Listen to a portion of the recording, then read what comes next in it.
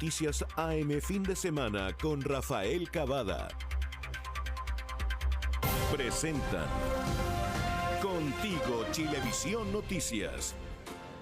¿Cómo están? Buenos días, 6 de la mañana con 30 minutos de este primer día del mes de julio. Estamos comenzando con 3,2 grados en Santiago y se esperan 15 para este día jueves. Llegó Julio, Karina. Llegó Julio. Qué miedo. Faltan las fotos de Julio Iglesias acá. Faltan para que los nos memes. acompañe. Oye, se está pasando volando este año 2021 entre cuarentena y cuarentena. Ya pronto vamos a estar en las fiestas patrias y después Año Nuevo. Listo, y el año cerrado. Oye, vamos a tomar contacto con Benja Contalvas, que nos cuenta sobre un accidente fatal en la comuna de San Bernardo. Benja.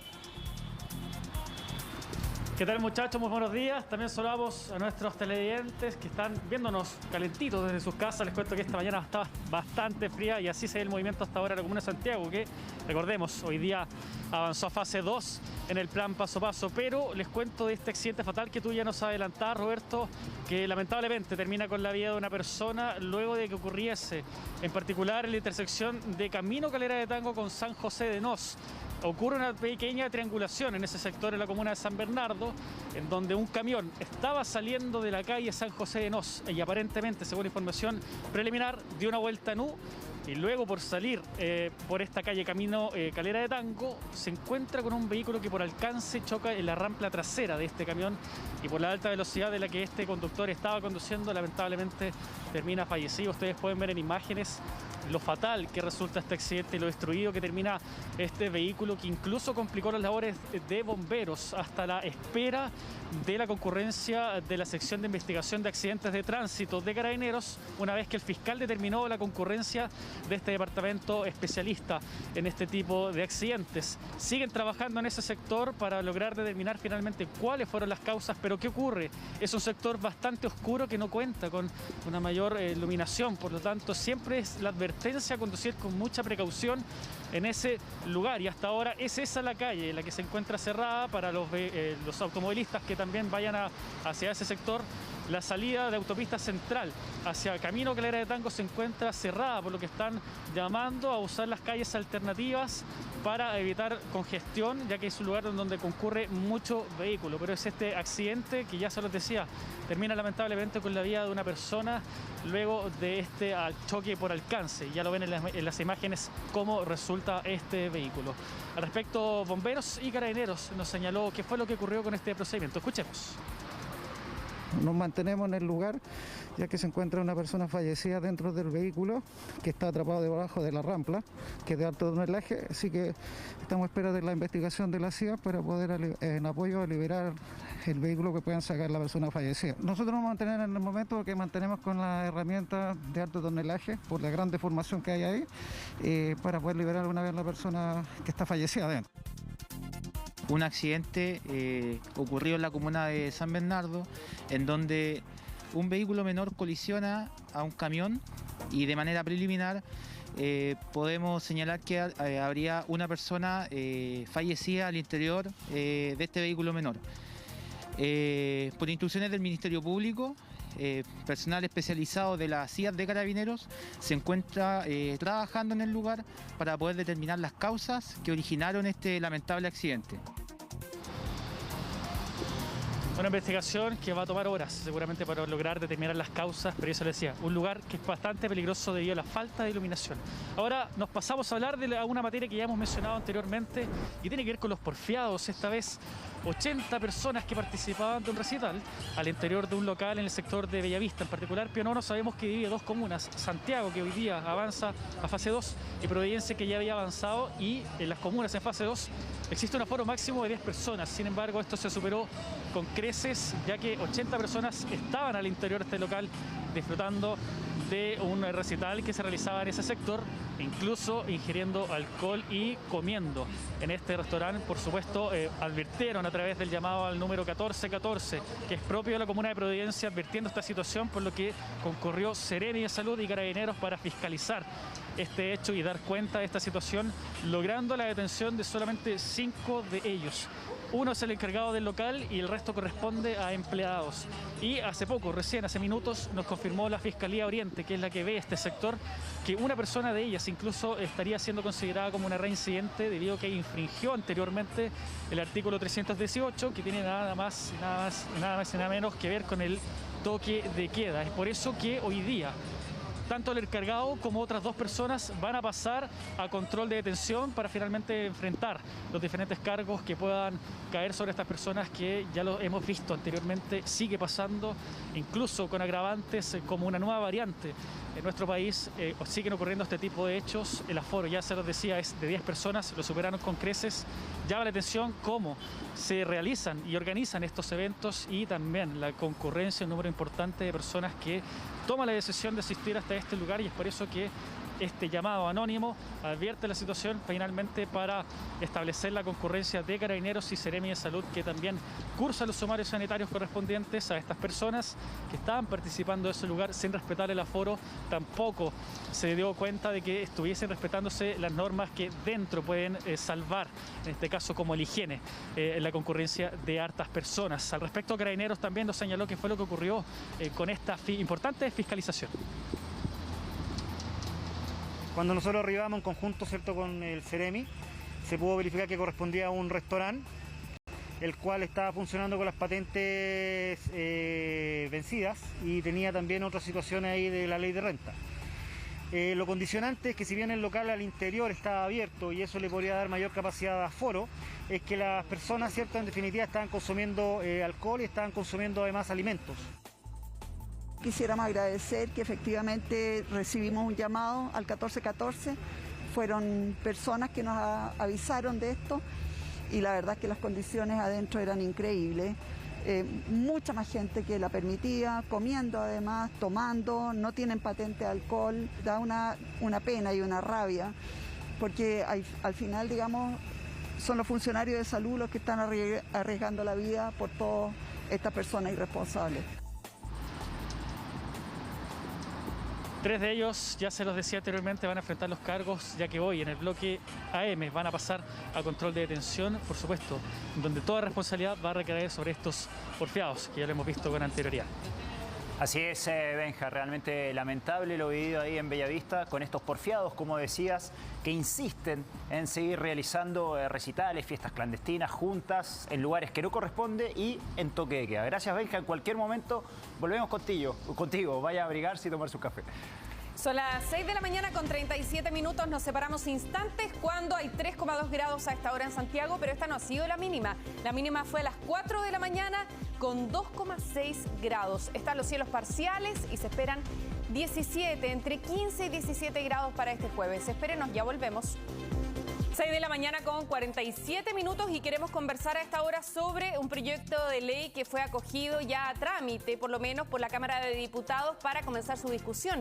Estamos hablando del proyecto que busca reducir la jornada laboral en nuestro país y propone bajar a 4 los días de trabajo y aumentar a 3 los días libres. Estamos con Carola Garrido, que nos va a entregar más detalles de cuál podría ser el avance de este proyecto en el Congreso, considerando, Carola, que ahora este proyecto se reflota con la contingencia, ¿no es cierto? Con la contingencia del teletrabajo, de todo lo que involucró la pandemia. Buenos días.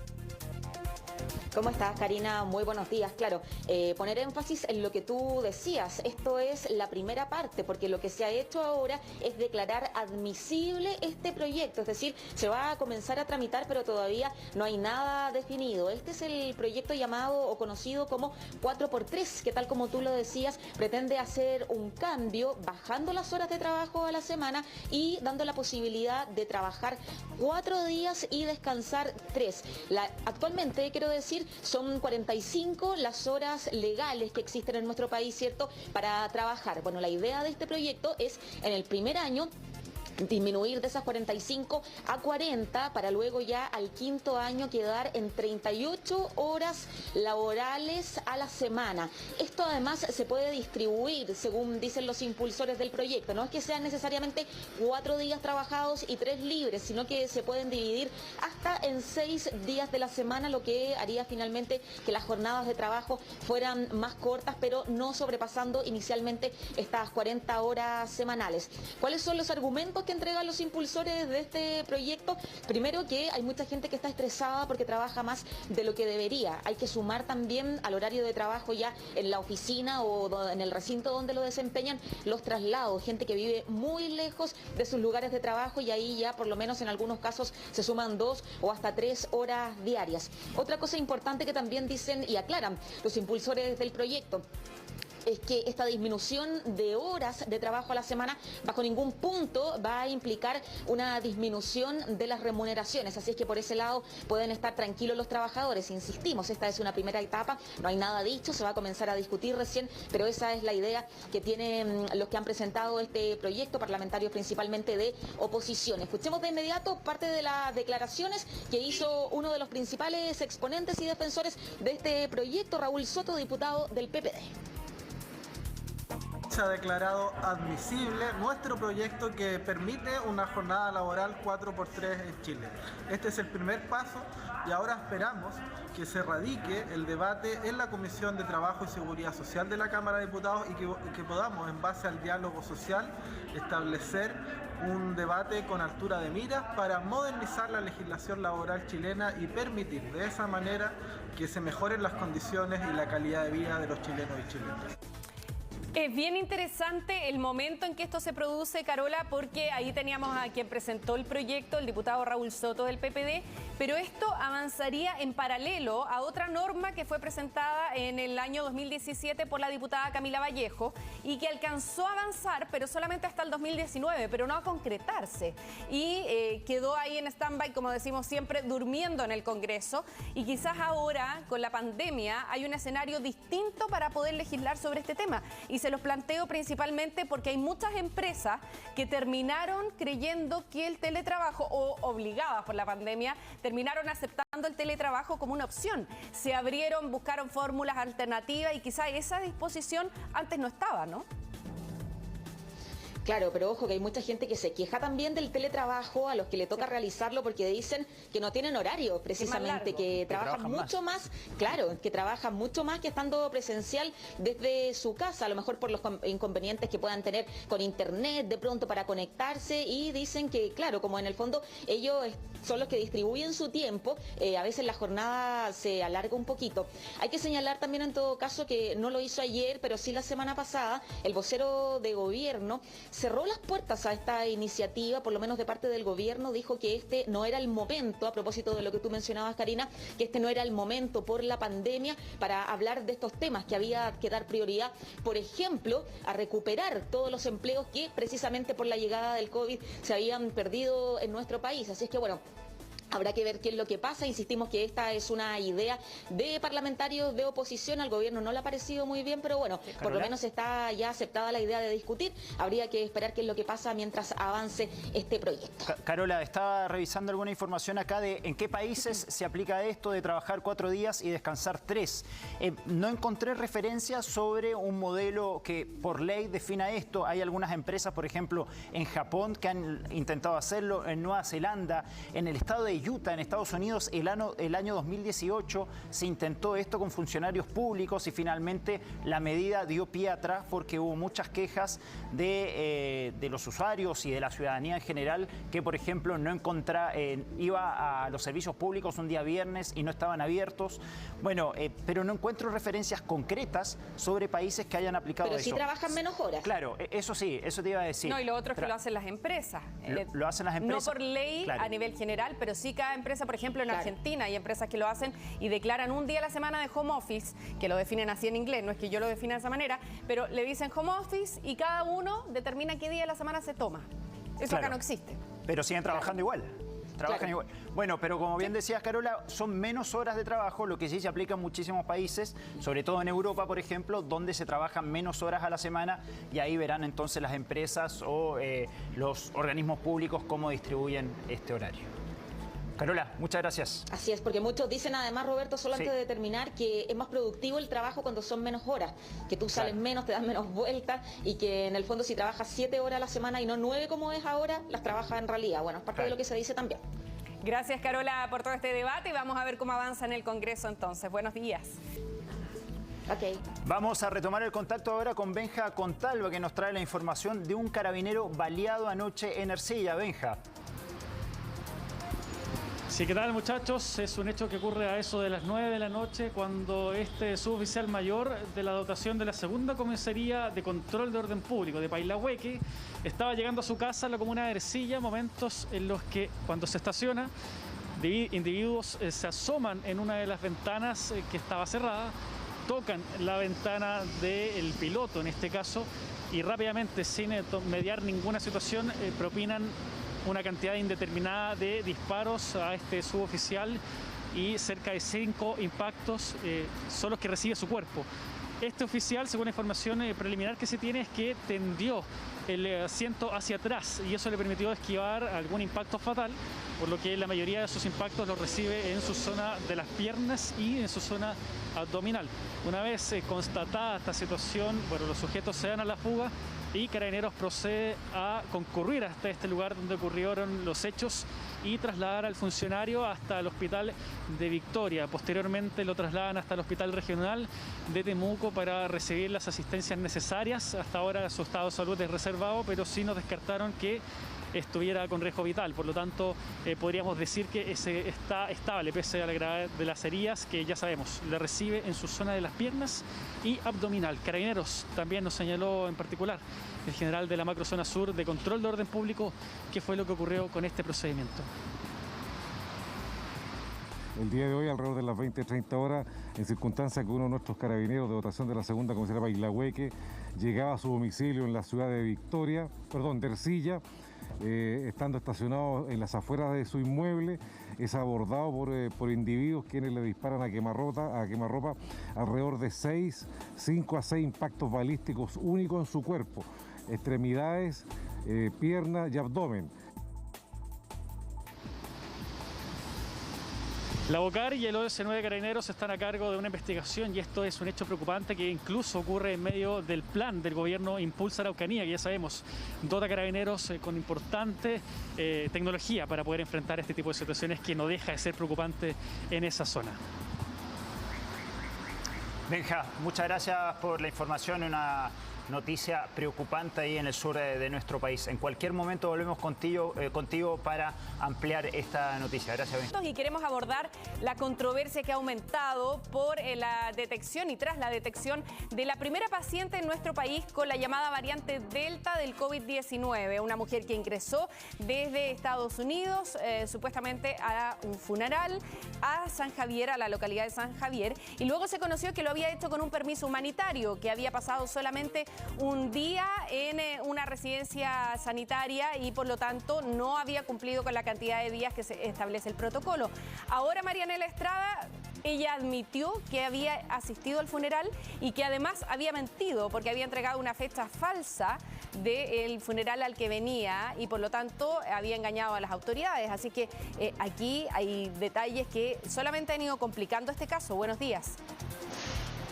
Hola, ¿cómo estás, Karina? Muy buenos días. Y hay una controversia porque finalmente el abogado de esta mujer de 43 años ayer salió diciendo que ellos nunca habían mentido, que Seremi de Salud sabía cuál iba a ser el recorrido que iban a hacer, que el permiso que ellos habían solicitado siempre era para asistir al funeral y que ellos no habían mentido. Así que finalmente aquí tendrá que existir alguna investigación que determine cuáles fueron las responsabilidades de cada entidad y si es que efectivamente Seremi de Salud tenía o no en conocimiento estos detalles. Pero ¿qué fue lo que sucedió ayer? Seremi de Salud del Maule dio un punto de prensa donde se esclareció y dijo que esta persona había mentido en la fecha del funeral porque ellos cuando solicitaron el permiso para venir desde Estados Unidos a Chile era un permiso humanitario donde el motivo era asistencia a un funeral de familiar directo, que en este caso era el papá de esta mujer de 43 años que venía desde Estados Unidos. Pero este permiso tenía ciertas restricciones. Lo que decía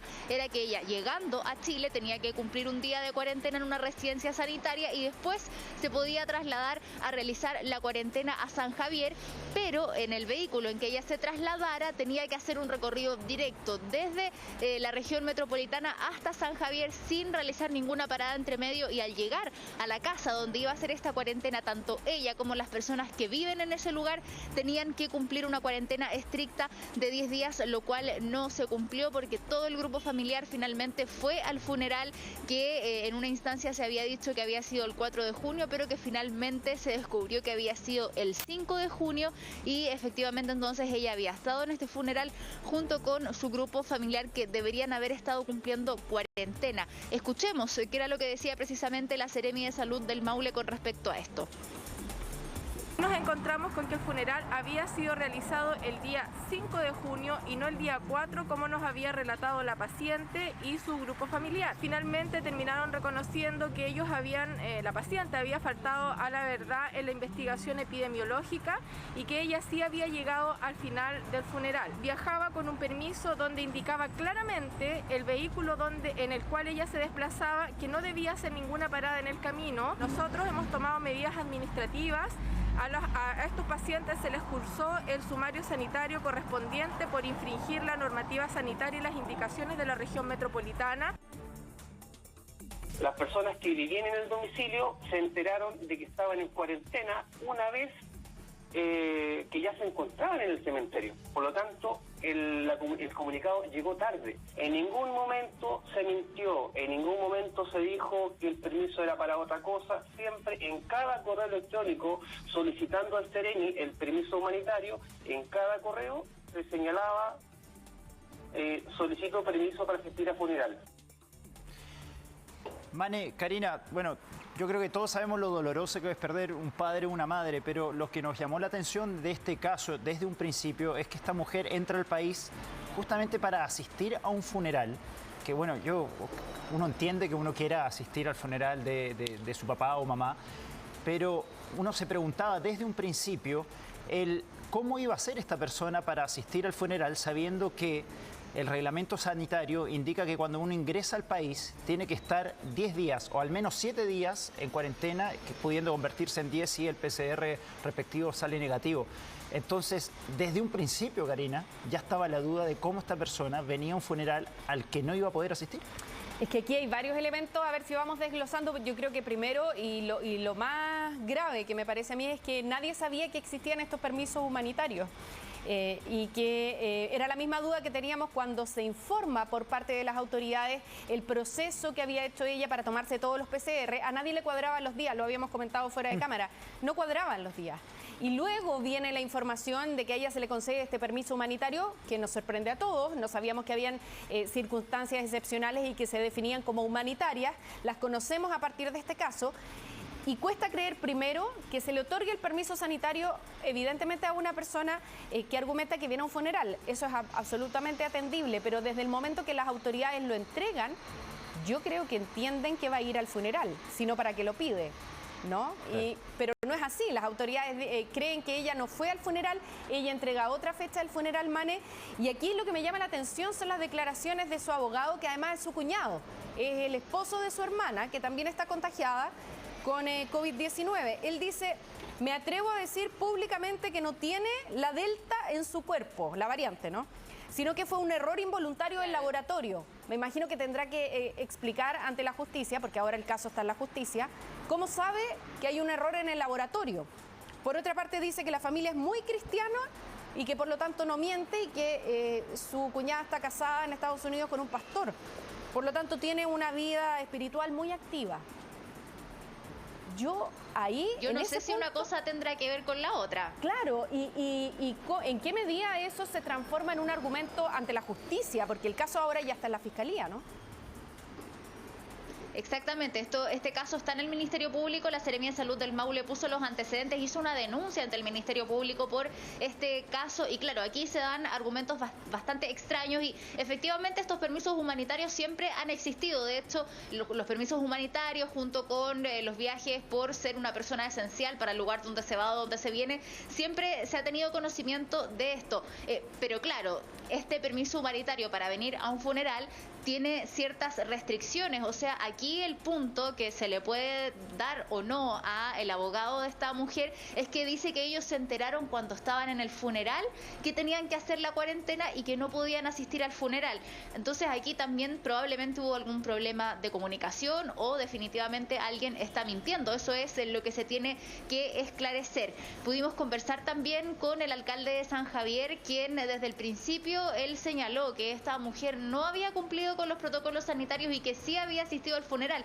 De hecho, el alcalde de San Javier fue la primera autoridad que denunció esta situación y salió a desmentir a las autoridades sanitarias quienes en un principio habían dicho que sí se habían cumplido con todos los protocolos. Escuchemos qué fue lo que dijo el alcalde. Yo creo que esto se tiene que aclarar, es una situación que yo dije en un principio, aquí las cosas hay que decir como ocurren, que sea la verdad, porque estamos en una pandemia que tenemos que salvar la vida y la preocupación mía, por supuesto, son mis habitantes, la comuna. Estamos tomando las medidas que hemos hecho hasta el día de hoy, sanitizando, tomando PCR en todos lados y por supuesto con las vacunas que nosotros lo estamos efectuando, incluso extendimos en sábado y domingo también. Bueno, y otro de los antecedentes también que se ha conocido, Karina, Roberto, es que uno de los contactos estrechos de esta mujer había asistido además a algunos locales comerciales, a un centro comercial, a un café. Eso también le da más gravedad a este asunto porque recordemos que con la variante Delta hay una nueva definición de lo que se entiende por contacto estrecho, que es mucho más estricto. De hecho, producto de la presencia de la variante Delta, se dejaron a una treintena de personas como contacto estrecho a realizar cuarentena. Así que ese también es otro punto que se debe tener en cuenta. Sí. Perdón, Karina, sí. Ayer lo escuché en Radio Bio Bio al abogado de la paciente cero y él decía que su círculo más cercano no se había contagiado y era uno de los argumentos que él daba para decir que finalmente esta mujer no tenía la variante Delta porque nadie en su entorno se había contagiado. Claro, lo que todavía no está 100% claro es si su hermana está contagiada o no. Y si está contagiada con esta variante o no. En algún minuto se dijo que ella estaba contagiada, así que también son informaciones que no se han aclarado 100%. Hay un montón de dudas sobre este caso y uno entiende que se entregaban permisos humanitarios para asistir a funerales dentro de Chile, pero desde afuera, cuando se planteó el cierre de fronteras, no se habló nunca de un permiso humanitario desde afuera. Y uno entiende que se entreguen, pero solamente que se haga con seguimiento, ¿no es cierto? Y que haya fiscalización, que es la deuda pendiente que quizás nos queda en este caso y que no sabemos con qué medida se va o en qué medida se va a implementar con los casos que vienen, ¿no es cierto? Este no va a ser el único ingreso de algún chileno a un funeral de un familiar, así que esperemos que también se refuerce el tema de la fiscalización a raíz de este caso. Muchas gracias, Mane, y vamos a seguir muy pendientes de lo que determina la justicia, ¿no es cierto? En definitiva, ¿quién dice la verdad en un caso tan grave como este? Buenos días, Mane. Bueno, y justamente hablando, Karina, de la variante Delta, se han planteado varias dudas de lo que viene respecto a la vacunación. ¿Vamos a necesitar o no una tercera dosis? Y también, ¿qué tan contagiosa es esta variante Delta? El otro día escuchaba al doctor Ugarte decir en televisión que si una persona estaba, por ejemplo, en un ascensor 5 minutos después de un contagiado con la variante Delta, uno corría el riesgo incluso de contagiarse, lo cual llama mucho la atención y es muy preocupante. Vamos a preguntarle justamente de eso al doctor Carlos Pérez, infectólogo de la Clínica Universidad de los Andes. Doctor, muchas gracias por estar con nosotros esta mañana. Quiero partir preguntándoles sobre lo que decía el doctor Ugarte el otro día. Si una persona está en un ascensor, yo me podría enfermar con la variante Delta de haber pasado 5 minutos después que un contagiado que haya estado en ese mismo lugar. ¿Es tan así? Buenos días, Roberto y Karina. Bueno, la verdad es que Eso es información que está en desarrollo en este momento. Sabemos que esta es una variante de SARS-CoV-2 que es altamente transmisible, que tiene una capacidad de infectar a otras personas muy superior a la variante original. Digamos que la variante original, Wuhan, sin protección, a corta distancia, ¿no es cierto?, una persona infectada es capaz de contagiar 2 a 3 personas, en este caso pueden ser 5 hasta 8 personas, o sea, bastante más contagiosa, pero en un periodo más corto de tiempo. Ahora, ¿cuánto tiempo permanece el virus en suspensión, ¿no es cierto?, después que la persona ha dejado ese lugar? Es algo que es motivo todavía de estudio. Probablemente si es una persona que está con una alta carga viral, por ejemplo a nivel en el hospital, ¿no es cierto?, está sin mascarilla, sí efectivamente podría persistir algunos segundos o minutos, ¿no es cierto?, y otra persona que ingrese a ese lugar y no tenga protección podría infectarse. Pero son situaciones bien hipotéticas. En general, si la persona infectada anda con su mascarilla, si la persona que entra a ese lugar usa su mascarilla, no debiera ocurrir el contagio. Claro, en eso tenemos que ser enfáticos, que la mascarilla sigue siendo la gran medida de protección utilizada correctamente, ¿no es cierto? Y las mascarillas que se han certificado, que también es otro tema en el que hay que fijarse. Hoy día parecen estar en entredicho también, doctor, las mascarillas de tela, por ejemplo, que no son certificadas, porque la gente las ha fabricado en su casa, ¿no? Efectivamente. Recordemos que cuando surgió la evidencia ya de que era importante y que la mascarilla era necesaria y protegía, se dio cierta libertad, ¿no es cierto?, en el mundo para que las personas pudieran utilizar la que tuvieran a mano. Había escasez, ¿no es cierto?, de mascarillas quirúrgicas, etcétera, y se empezaron a fabricar las mascarillas de otros materiales, de género, por ejemplo. Pero la verdad es que la protección que confieren es variable y en general es menor que las mascarillas quirúrgicas y, por cierto, que otras como N95, porque además muchas veces quedan un poco sueltas, por así decirlo, claro. Se caen, ¿no es cierto?, dejan la nariz afuera. Entonces yo diría que en general tratemos dentro de lo posible utilizar mascarillas certificadas y ojalá del tipo quirúrgica al menos. Doctor, ¿y qué tan inminente ve usted la posibilidad de que se aplique una tercera dosis de refuerzo?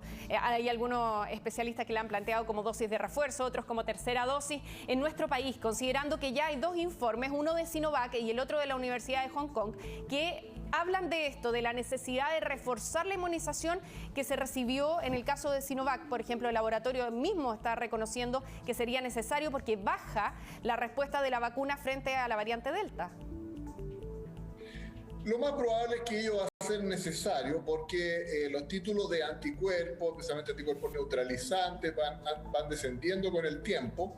No sabemos todavía bien con certeza cuál es el umbral necesario para cubrir, ¿no es cierto?, pero van disminuyendo. Y ya hay evidencia, como usted señala, de tercera dosis propiamente tal. En ensayos clínicos hay de una vacuna que es de AstraZeneca, ¿no es cierto?, que ha demostrado que al administrarla incluso muchas semanas después de la segunda dosis se produce un aumento nuevamente de los anticuerpos muy significativo. En el caso de Sinovac, lo que se ha señalado es que debiera considerarse ello, pero todavía eso no está en un ensayo clínico que demuestre esto con certeza científica. Pero lo más probable es que efectivamente eso es lo que se va a hacer y se está discutiendo si la tercera dosis de refuerzo debiera ser de la misma vacuna o de una vacuna heteróloga, es una vacuna distinta de otra plataforma, de tal manera de no solo reforzar los anticuerpos, sino que ampliar un poco la cobertura que pudiera tener esta protección. ¿Y usted tiene alguna posición frente al tema, perdón? Si debería ser la misma vacuna o una combinada. Se ha hablado de una combinación, por ejemplo, entre Sinovac y Pfizer. Sí, mire, eso es motivo de análisis porque, como le digo, nosotros en general nos gusta basarnos en evidencia científica, pero parece razonable considerar una vacuna distinta, ¿no es cierto?, a la original, de tal manera de, como le digo, de ampliar la cobertura que pudiera tener especialmente contra las variantes. Doctor, justamente hablando de este tema de una tercera vacuna, tengo amigos y conocidos que me han escrito en los últimos días. Ellos se han vacunado con las 2 dosis de Sinovac y me dicen, tenemos muchas ganas de ir a vacunarnos con la Pfizer. Yo creo que el protocolo, así como está armado el sistema, no permite ir y ahora, en estos momentos, recibir una tercera vacuna. Pero ¿es recomendable para quienes tienen ganas de hacer esto, ir y hacerlo? Por ejemplo, incluso se podría viajar a Estados Unidos, de estar las fronteras abiertas y aplicarse la vacuna Pfizer allá, porque la venden incluso. Entonces, ¿es recomendable en las circunstancias actuales y con los estudios que conocemos por iniciativa propia, intentar ir a un vacunatorio y recibir una tercera dosis de Pfizer teniendo ya 2 de Sinovac? Bueno, como usted se imagina, esa es una pregunta que nosotros recibimos varias veces en el día, ¿no es cierto?, de nuestros pacientes, de nuestros familiares, de nuestros colegas. Y la verdad es que la respuesta es que no existe evidencia científica al respecto. Y me refiero a seguridad, a eficacia, ¿no es cierto? Recordemos que algunas de estas vacunas son más reactogénicas, o sea, producen más efectos adversos, así que no tenemos mayor información. Lo más probable es que no haya algún efecto serio, pero eso no está aún recomendado en ningún lugar del mundo. En Chile nadie puede hacerlo, aunque lo desee, porque ya está registrado, ¿no es cierto? Claro. Que ha recibido su dosis, está con su RUT, ¿no es cierto? Y nadie le va a administrar una dosis adicional de otra vacuna, así que no hay ni una posibilidad. Ahora, si una persona decide intentarlo fuera del país, bueno, es una decisión personal, pero no es en este momento una indicación médica. Y tampoco es factible salir del país a hacer turismo, así que sabemos de sobra que tendría que ser una persona que tuviera más que justificado su viaje por el cierre de fronteras. Ahora, doctor, yo le quería preguntar por una información que viene hoy día en la prensa escrita y que habla, la escuché ayer también, y me llamó mucho la atención porque nosotros que estamos haciendo todos los días entrevistas sobre el COVID-19 en Chile, en el impacto en el mundo, yo no lo había escuchado hasta ahora, pero asegura que ha aumentado la cantidad de ingreso de pacientes entre los 60 y los 69 años nuevamente, adultos mayores que están ingresando a la UCI. ¿A usted le consta eso y por qué se estaría produciendo, considerando que ellos fueron los primeros que recibieron las 2 dosis? Sí, bueno, efectivamente eso ya no es solo de estos días, sino que hace unas semanas se había observado de este descenso inicial que hubo de mayores de 70 años, especialmente a la UCI, ¿no es cierto? Hubo un pequeño ascenso en la curva en el número de ingresos que están ocurriendo en la UCI. No es que se haya llenado nuevamente de personas mayores, pero sí aumentaron un poco con respecto a las semanas anteriores. Ahora, aquí hay que recordar que en primer lugar esta vacuna y ninguna vacuna de las que están disponibles es 100% efectiva, es perfecta, ¿no es cierto? La cobertura varía en cuanto a infección sintomática o a ingreso a UCI o riesgo de fallecimiento, pero no es un 100% y por lo tanto hay personas que aún habiendo recibido sus 2 dosis de cualquiera de estas vacunas pueden enfermar e incluso llegar al hospital. También aumentó la circulación viral y la exposición potencial a estas personas y también recordemos que las personas mayores tienen lo que se llama inmunosenescencia, o sea, su respuesta inmune siempre ante las vacunas es un poco más débil y puede durar menos, ¿no es cierto?, que en otras personas. Así que esos son factores que pueden explicar, pero yo quiero aclarar que no es que se esté llenando nuevamente y que estemos llenándonos y estemos con muchos pacientes mayores que están ingresando a la UCI, sino que aumentó un poco, ¿no es cierto?, y eso es motivo de estudio, de análisis y una de las consideraciones para una eventual tercera dosis, ¿no es cierto?, pero no es algo masivo. La mayoría de las personas en este momento hospitalizadas en unidad de paciente crítico son en general menores de 60 y 50 años. Doctor Carlos Pérez, infectólogo de la Clínica Universidad de los Andes y decano de la Facultad de Medicina y Ciencia de la Universidad San Sebastián, muchísimas gracias por estar con nosotros esta mañana. Que tengan muy buenos días. Buenos días, Karina y Roberto, que estén muy bien. Chao, chao. Gracias, doctor, por acompañarnos. Son las 7 de la mañana con 26 minutos y queremos comentarles y mostrarles las agresiones que sufrieron 2 personas que han sido acusadas de delitos sexuales en diferentes partes de nuestro país. En San Antonio y en Renca fueron atacadas por personas, por ejemplo, que decidieron hacer justicia por sus manos y de esta manera también buscar agredirlos y golpearlos. Vamos a ver.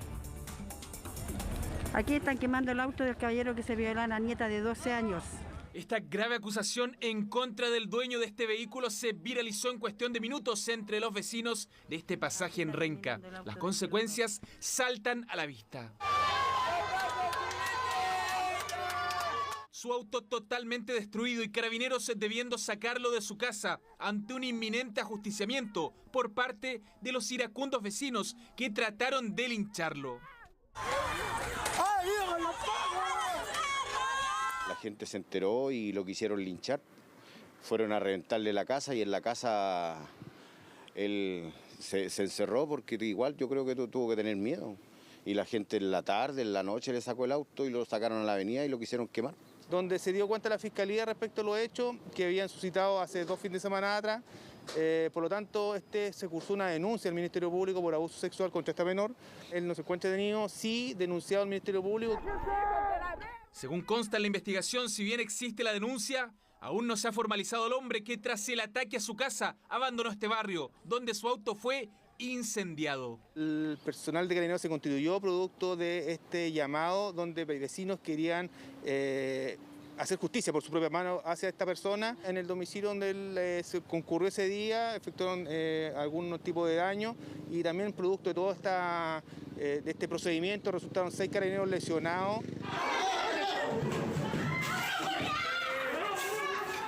En la Villa Las Loicas de San Antonio, la ira de un grupo de vecinos se hizo sentir sobre otro hombre y también sobre lo que quedó de su casa, la que fue arrasada.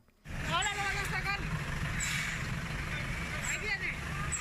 Es que la incontrolable furia llevó a decenas de personas a seguirlo hasta un centro de atención primaria, hasta donde fue llevado por carabineros luego de una golpiza de proporciones. Esto tras ser acusado de un delito sexual en contra de 2 menores. Incluso atacaron la ambulancia. Entonces, usted puede entender que nosotros como mamá, nosotros estamos terrible conmocionados con esto. Se burla de todos los vecinos. Yo tengo una hija de 5 años, no me cae en la cabeza.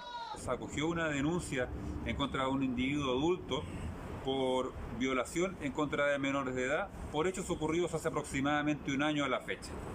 A raíz de las lesiones, finalmente se dispuso su traslado a otro centro hospitalario de mayor complejidad. Las denuncias en contra del sujeto calaron tan hondo que una marcha fue organizada este miércoles en San Antonio. Todo para exigir justicia para las presuntas víctimas. La mamá en reiteradas ocasiones fue a poner la denuncia de que este tipo la amenazaba con machete, de que la tenía amenazada de muerte y nunca se hizo nada. El día de ayer la mamá en la mañana volvió a ir porque este tipo la siguió con machete para amenazarla y en eso las niñas confesaron de que este tipo en reiteradas ocasiones las violó a las 2. Tras los resultados de los exámenes a las víctimas, la Fiscalía solicitará una audiencia para formalizar al hombre, que ahora es imputado. Está en calidad de imputado. Al día de hoy, él se mantiene internado en el Hospital Van Buren de Valparaíso, por lo que a medida que se vayan desarrollando las diligencias de investigación, su calidad procesal de imputado en este caso puede ser judicializada en el tribunal. Asimismo tenemos diligencias pendientes con las niñas, en este caso víctimas de este delito, que se van a realizar el día de mañana en Valparaíso. Por ahora el ciudadano extranjero permanece internado en el Hospital Van Buren a la espera de su formalización por el delito de violación reiterada contra menores, la que tiene una pena que parte en los 10 años de cárcel por cada delito, vale decir 20 años tras las rejas. 7 de la mañana con 37 minutos, ya estamos de vuelta con las noticias. Karina, en las últimas 2 semanas ya son 42 comunas de la región metropolitana que han salido de la cuarentena y hoy lo hacen 8 de estas 42. Bueno, Santiago Centro y la comuna de Recoleta también avanzan a fase 2 y vamos a tomar contacto con Carola Garrido, donde se están frotando las manos ahí en Recoleta, en Patronato, en el Mall Paseo Santa Filomena, con esta reapertura. Vemos los maniquíes ahí atrás que están esperando a los clientes que en cualquier momento ya van a empezar a llegar, Carol. Sí, de hecho ayer estuvimos por acá, Roberto, viendo cómo algunos comerciantes ya se estaban preparando, habían llegado a hacer aseo, a ordenar la mercadería para poder recibir ya durante esta jornada a los clientes. Sacábamos la cuenta aquí con nuestro entrevistado que fueron aproximadamente 7 semanas en las que permanecieron en la fase 1, muchos sin posibilidad de vender porque no lo hacían a través de internet. Mario Zacarías, gerente comercial del Mall Paseo Santa Filomena de Patronato, está con nosotros. ¿Cómo está? Muy buenos días. Muy buenos días, ¿cómo estás? Muy bien, me imagino que no lo pasaron bien en estas 7 semanas, básicamente porque no todos vendían online, ¿cierto? Cierto, no todos los operadores de acá tienen la posibilidad de vender online. Es baja la venta online en Patronato, entonces esta apertura es muy bienvenida. ¿Cómo se están preparando? Porque hay aforos nuevos también, veíamos que acá tenían el piso demarcado, que han instalado también sus mesas al aire libre, algunos restaurantes, porque este es un espacio abierto, cuentan con esa ventaja. Correcto. Nosotros desde el año pasado estamos con medidas sanitarias muy estrictas respecto a todos los protocolos COVID. y hoy día con estos nuevos aforos se están respetando todas las medidas para que esto sea un lugar seguro para nuestros clientes. Usted nos contaba antes del despacho que lo único que quieren los locatarios es vender, ¿cierto? Y es por eso que algunos ya están programando liquidaciones para que la gente también lo tenga en cuenta, venir a comprar a Patronato un poco más barato. Correcto, invitamos a la gente porque va a haber mucha liquidación con la ropa de invierno. El Paseo Santa Filomena es un lugar seguro, con estacionamiento, guardia, así que los invitamos a aprovechar esta oportunidad de comprar ropa de invierno a muy buenos precios. Van a abrir solamente de lunes a viernes porque el fin de semana vuelve la cuarentena. Así es, solo de lunes a viernes, desde las 10 de la mañana hasta las 7 de la tarde. ¿Cómo se han visto perjudicados puntualmente los comerciantes del Mall Paseo Santa Filomena? Se lo pregunto porque veíamos algunas tiendas que están vacías, que las han entregado en definitivamente las personas que arrendaban. Bueno, como en todo Chile han habido arrendatarios que no han podido resistir entre el año pasado y este año ya llevamos 18 meses, no han podido resistir esta baja de venta y han tenido que cerrar sus negocios. Pero llegan nuevos, me decía usted también. Sí, llegan nuevos porque aquí se da una coyuntura especial, que los locales tienen segundo piso, entonces llega gente que vende por internet, presencial y además tiene bodega en el local. Entonces se cierran puertas y se abren otras, son nuevas oportunidades que se crean en el fondo. Roberto, ¿querías preguntar algo? Oye, Carola, siempre pregunto lo mismo cada vez que una comuna pasa a fase 2. Si están optimistas en que este avance es definitivo o si son pesimistas y creen que en cualquier momento esta medida podría verse perjudicada y retroceder una vez más a fase 1. Si están preparados ellos a que esto en cualquier momento pueda volver de nuevo todo al cierre total. Si estamos optimistas de la situación, creemos que de aquí en más con los porcentajes de vacunación vamos a seguir avanzando en el paso a paso. Y sí estamos preparados siempre para el cierre, digamos, es parte de si llegara a pasar algo, estamos listos y preparados para todo en el fondo. Los comerciantes siempre nos dicen algo que usted también mencionaba, que la venta online no se compara a la presencial, sobre todo cuando se trata de ropa, que la gente quiere ver que el color en realidad sea el que ella quiere, que la talla le quede buena, porque no se puede probar, eso todavía no ha cambiado, pero por lo menos ver el material, eso no cambia, ¿cierto? Por lo menos al momento de comprar ropa, que es lo que más se vende acá en Patronato. Correcto, eso no cambia, porque a la gente le gusta sentir la textura y además que a Patronato llega mucho mayorista, entonces a ellos les gusta ver la mercadería que están comprando y tocarla y ver las tallas, entonces hay todo un fondo en esa venta. ¿A qué hora debería comenzar ya el movimiento acá en Patronato? A las 10 de la mañana hasta las 7 de la tarde. A esa hora ya abren las puertas definitivamente. Invitemos a la gente entonces, a lo mejor a muchos que les falta comprar algo de la temporada, que puedan venir a hacerlo a Patronato, aprovechando también esas rebajas que usted decía poder encontrar. Los invitamos muy cordialmente a un lugar seguro, venir a comprar ropa con grandes descuentos, ropa de invierno, y aprovechar esta semanita de venir a comprar barato, acá al Paseo Santa Filomena. Acá pueden comer algo también, yo le decía, porque hay mesas que están instaladas en el exterior. Sí, correcto, pueden comprar abajo en el patio de comida y venir a comer algo arriba. Don Mario, muchas gracias por haber estado con nosotros. Muy buenos días. Gracias, buenos días. Mario Zacarías, gerente comercial del Mall Paseo Santa Filomena, acá de Patronato, en la comuna de Recoleta, esperanzado, como él lo decía Roberto y Karina, de que la gente va a llegar a primera hora de este día, a partir de las 10 por lo menos, que es cuando abren las tiendas para tratar de repuntar, ¿cierto? Luego de estas 7 semanas que estuvieron cerrados sin la posibilidad de vender de manera presencial. Así es, Carola, de 10 de la mañana a 7 de la tarde, ojalá les vaya bien a estos comerciantes que la han pasado muy mal en el último tiempo y los clientes que acudan a este centro comercial con todas las medidas sanitarias pertinentes, obviamente. Muchas gracias, Carola. A esta hora vamos a retomar el contacto con Benjamín Contalva, que nos tiene antecedentes sobre un carabinero que recibió al menos 5 disparos en Ercilla. Benjamín. ¿Qué tal, muchachos? Buenos días nuevamente. Y esto ocurrió cuando esta persona estaba volviendo a su casa en la comuna de Ercilla. En particular, se estacionó en las afueras de su casa cuando golpearon su ventana y sin mediar dispararon a este suboficial mayor de la dotación de la Segunda Comisaría de Control de Orden Público de Paillahueque. En ese sector recibió a lo menos 5 impactos balísticos en sus piernas y en el sector de su abdomen. ¿Cuál es la información preliminar? Este suboficial batió el asiento del vehículo hacia atrás, razón por la que habría recibido la mayoría de los impactos balísticos en la zona de sus piernas y abdomen.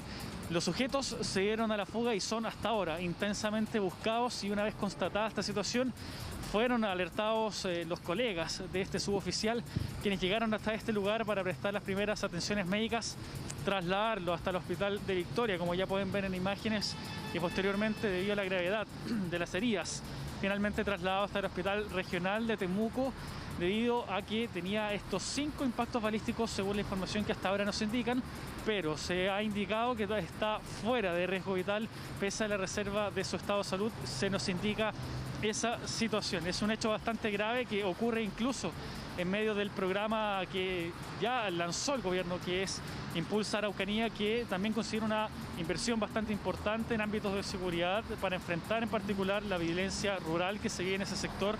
Ya lo hemos visto repetidamente con diferentes ataques. Esta vez no fue distinto ante un funcionario, incluso en las puertas de su propia casa, lo que también reviste un hecho bastante grave que vulnera toda seguridad, que incluso lo plantea el general, quien conversó con nosotros, quien es el jefe de la macrozona sur de control de orden público, que nos indicaba que es un hecho bastante grave debido justamente a esta particularidad, ya que ocurrió a las puertas de su casa. Escuchemos parte de lo que nos indicó el general de la macrozona sur. El día de hoy, alrededor de las 20:30 horas, en circunstancia que uno de nuestros carabineros de dotación de la Segunda Comisaría Paillahueque llegaba a su domicilio en la ciudad de de Ercilla, estando estacionado en las afueras de su inmueble, es abordado por individuos quienes le disparan a quemarropa alrededor de 5 a 6 impactos balísticos únicos en su cuerpo, extremidades, piernas y abdomen. La BOCAR y el OS9 son hasta ahora las instituciones científicas que participan de las diligencias para poder dar con el paradero de los responsables de este grave ataque. En tanto, nosotros volvemos a la región metropolitana para comentarles algo que ya ha ocurrido constantemente. Los porfiados que no entienden aún que tienen que respetar las normas sanitarias. Esta vez hablamos de 80 personas que participaban de un recital al interior de un restaurante en el sector de Bellavista, en particular en calle Pionono, cuando fueron alertadas las autoridades a través del llamado 1414 de la comuna de Providencia de esta concurrencia de personas que superaban con creces el aforo permitido de máximo de 10 personas en ese sector. Acá había nada más y nada menos que 80 personas. Escuchemos parte de lo que nos declaró Carabineros respecto a este procedimiento. Cuando nosotros arribamos en conjunto, ¿cierto?, con el Ceremi, se pudo verificar que correspondía a un restaurante, el cual estaba funcionando con las patentes vencidas y tenía también otras situaciones ahí de la ley de renta. Lo condicionante es que si bien el local al interior estaba abierto y eso le podría dar mayor capacidad de aforo, es que las personas, ¿cierto?, en definitiva estaban consumiendo alcohol y estaban consumiendo además alimentos. Quisiéramos agradecer que efectivamente recibimos un llamado al 1414, fueron personas que nos avisaron de esto y la verdad es que las condiciones adentro eran increíbles. Mucha más gente que la permitía, comiendo además, tomando, no tienen patente de alcohol, da una pena y una rabia, porque al final, digamos, son los funcionarios de salud los que están arriesgando la vida por todas estas personas irresponsables. 5 personas resultan detenidas y 3 de ellas van a enfrentar el control de detención durante esta mañana, y entre ellas el encargado y algunos de los trabajadores de ese recinto que no respetaron las normas sanitarias. Muchas gracias, Benjamín. Lamentablemente tenemos que entregar este tipo de informaciones que no ha disminuido en el último tiempo. Gracias y buenos días. Gracias, Benja. Vamos ahora con información de último momento desde Renca. Estas son las imágenes que nos llegan ahora desde Avenida Dorsal y Costanera. Este es un accidente que ocurrió hace aproximadamente una hora. No habría heridos ni víctimas fatales, pero este camión volcó tras chocar con una barrera de contención. Esta imagen nos llega en vivo. Actualmente ya están llegando bomberos y la grúa para poder sacar a este gran vehículo, a este camión que está ahí cortando el tránsito, como les decía, en la comuna de Renca, Avenida Dorsal y Costanera. Claro, y está obstaculizando completamente el tránsito vehicular, así que precaución para la gente que transita habitualmente por esa zona. Queremos mostrarle además lo que está pasando a esta hora en la autopista Vespucio Norte al norponiente entre Avenida Pajaritos y el acceso a la Ruta 68, porque miren la cantidad de vehículos que hay. Y esto es la evidencia entonces de que ya el 81% de la región metropolitana, de las comunas de la región metropolitana, está desconfinada a partir de este jueves. Así es que la mayoría de las comunas de Santiago está en esta situación y eso ya se está notando mucho más, si bien no habían disminuido tanto los tacos en el último tiempo porque la gente no cumplía principalmente las cuarentenas. Ahora sí tenemos un taco de estos, de aquellos, ¿no es cierto? Como los que uno veía en marzo en los años anteriores. ¿Los extrañabas estos tacos, Karina? La verdad no. Oye, claro, en las últimas 2 semanas 42 comunas de la región metropolitana salieron de cuarentena. Hoy lo hacen 8 comunas, entre ellas Santiago Centro y Recoleta, como contábamos recién con Carola Garrido de este patronato. Que se están preparando además súper temprano, 8 de la mañana, ya estaban sacando mesas, sillas, los restaurantes, por ejemplo, y los locales comerciales. Claro, limpiando todo porque llevaban bastante tiempo sin poder abrir y se estaban frotando las manos para recibir a los clientes desde las 10 de la mañana ahí en Patronato. Mira, el Plaza Italia está igual en dirección al poniente, así que este es el panorama de lo que estamos viendo acá en la región metropolitana, ya con el 81% de las comunas desconfinadas. Así nos despedimos. Muchas gracias por informarse con nosotros. Que tengan un excelente jueves. Que estén bien. Chau, chau.